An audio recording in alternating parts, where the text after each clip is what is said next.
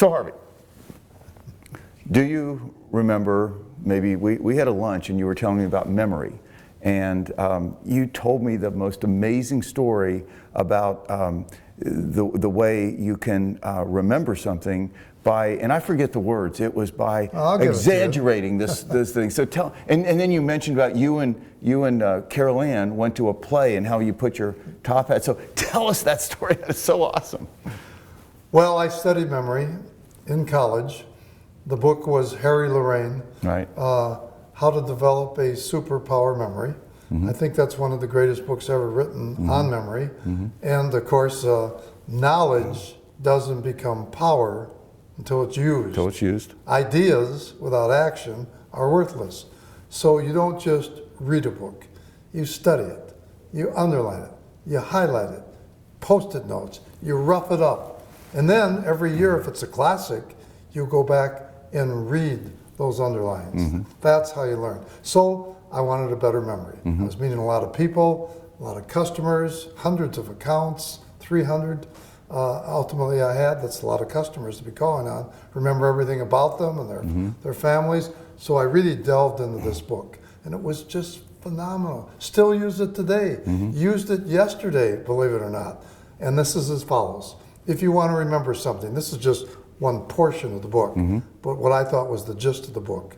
You always want to make an illogical, exaggerated, ridiculous, out of proportion association, and then it'll come right back to you. Okay, so illogical, ridiculous, exaggerated, out of proportion. Any synonym you can think of. Okay. Just wild. The most wild association you can make. An association. And then you're going to remember it. So explain how that works. The best example okay. is in the 50s and 60s. Mm-hmm. I love New York. Mm-hmm. I love Broadway. And we do see a lot of plays. Well, 50s, 60s, and 70s, I want to tell you one thing. It's cold in New York in the wintertime. Mm-hmm. They can't, okay, when all these people roll into a tiny little theater, how are they going to take their garments, their overcoats, their fur coats, whatever, mm-hmm. and their hat? Can't do it. So you always had to check your coat, mm-hmm. your winter coat, take the hat with you. Mm-hmm. Now the play starts. You, of course, stick your hat under the table. Right. You tell me, what are the odds that you're going to walk away without the hat? 2 hours later, right. You're going to get up and you go get your coat and you're going to forget the hat. Right. So what do? This is just one tiny example. I could give you 1,000. Mm-hmm. All right, so it only takes a second if your mind is trained.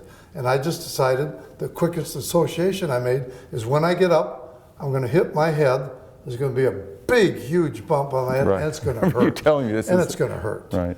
And I want to just tell you, 2 hours later, just get up, boom. You think about that. Oh, you think about it in 1 second. Yeah. It comes right in a nanosecond. Right. Comes back. Oh my gosh, my hat. Yeah. And so that's it. I just used it the other day. It was slippery. I was in Minnesota. 1 foot of snow. Driving slowly. You can't be talking on the phone. You better not be texting anything. But it was something really important, and I wanted to remember it. So what did I do? It just took a second out, and when I came up to my garage, okay, and I hit the brake, brakes didn't work, the car went right through the garage.